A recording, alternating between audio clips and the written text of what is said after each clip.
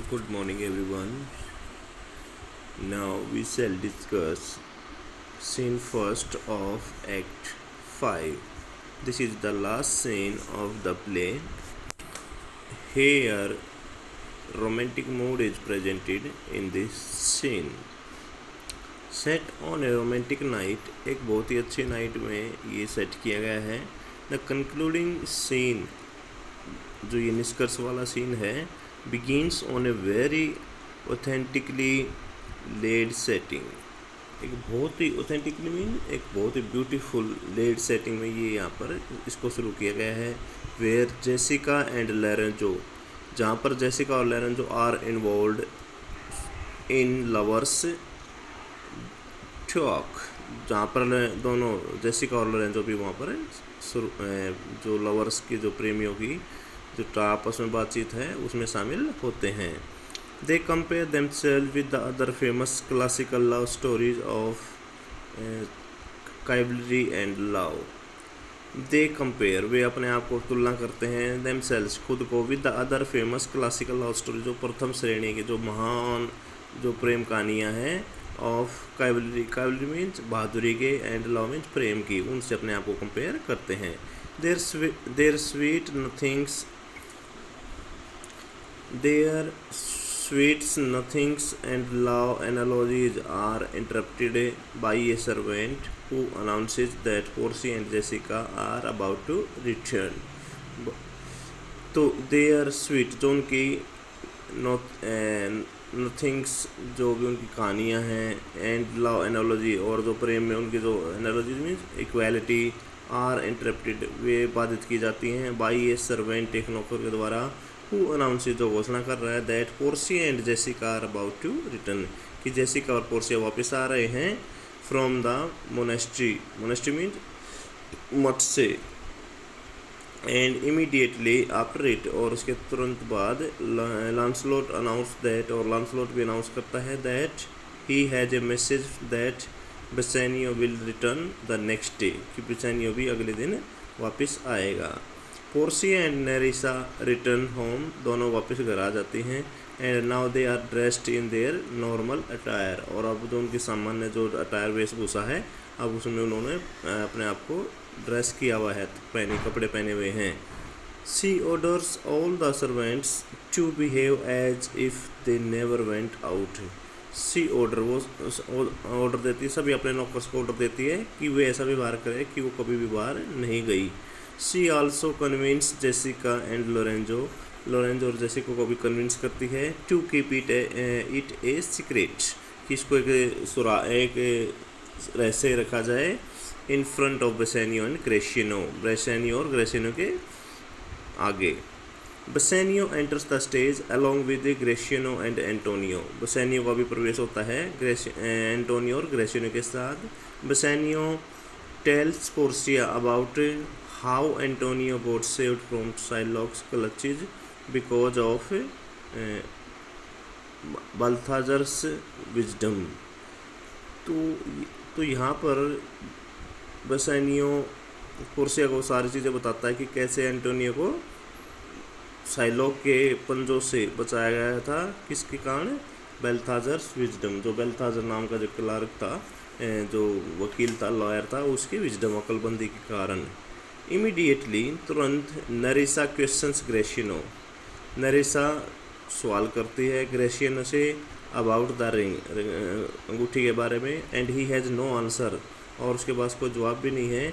When Nerissa questions his fidelity, fidelity होता है सत्य के प्रति निष्ठा, अर्थात डिवोशन, समर्पण, या मतलब किसी पर आप डाउट ना करें, दैट इज. तो नरिसा उसकी जो फाइडेलिटी है, उसकी जो वफादारी है, उस पर वो क्वेश्चन करती है. Portia complicated the issue by saying that, Portia भी इस इश्यू को, इस मुद्दे को और कॉम्प्लिकेटेड और नाजुक बना देती है, बाय सेइंग, कहते हुए, that Gratiano should not have parted with the ring, कि ग्रेशिनो को अपने आप से रिंग को अपने पास से वो दूर नहीं करनी चाहिए थी. एंड लाइक बेसेनियो, बेसेनियो की तरह, शुड हैव केप्ट इट, जैसे बेसेनियो भी इसको रखे हुए है, टू हिज हार्ट, अपने हृदय के पास.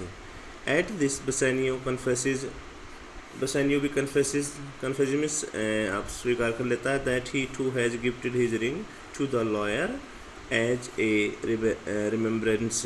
तो वो भी कहता है कि उसने भी अपनी जो रिंग थी वो भी अपने उसको लॉयर को गिफ्ट कर दी एज ए रिमेम्बर की यादगार के तौर पर। ऑल एट दिस इस पर Portia and Nerissa blame them as a fickle lovers.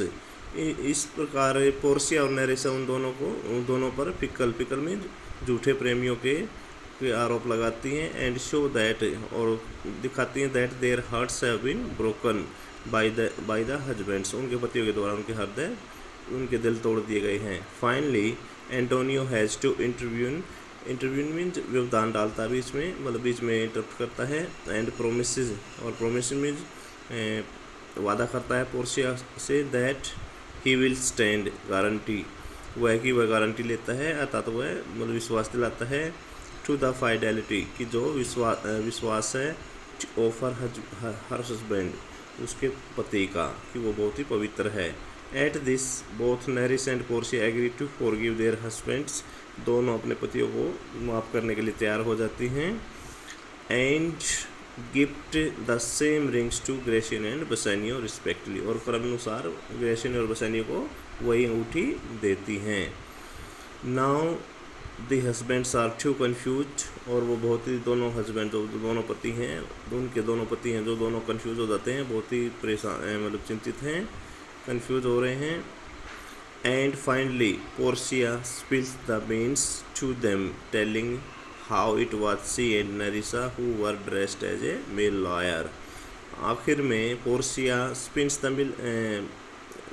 The bean means सच्चाई को बाहर निकालना, ठीक है, टू रिवील सीक्रेट्स, रहस्य को उजागर करना। टू देम उनको टेलिंग बताते हुए दैट कि हाउ इट वॉज सी और नेरिसा वो है और नेरिसा थी जिन्होंने एक मेल लायर के वेशभूषा में और शिकल रखे उसमें वो वहाँ पर ड्रेस थी। And saved Antonio from the clutches of Shylock. और साइलोक के पंजों से उन्होंने कैसे उसको बचाया। Bassanio feels really blessed. Bassanio feels really blessed to have Portia as his wife. अपनी पत्नी के रूप में पोर्शिया जैसी एक बहुत ही अच्छी गुणकारी औरत को पाकर वो बहुत ही अपने आप को ब्लेस्ड फील कर रहा था, तब बहुत ही अपने आप को लक्की महसूस कर रहा था। And so does Gratiano to have Nerissa. और ऐसे ही नेरिसा को पाकर ग्रेशियनो भी महसूस कर रहा था। Lorenzo and Jessica are also happy to hear the news of inheritance. Lorenzo और जेसिका को बहुत खुशी होती है कि उनको भी उनका विरासत मिल गई। News of Antonio ships arriving safe.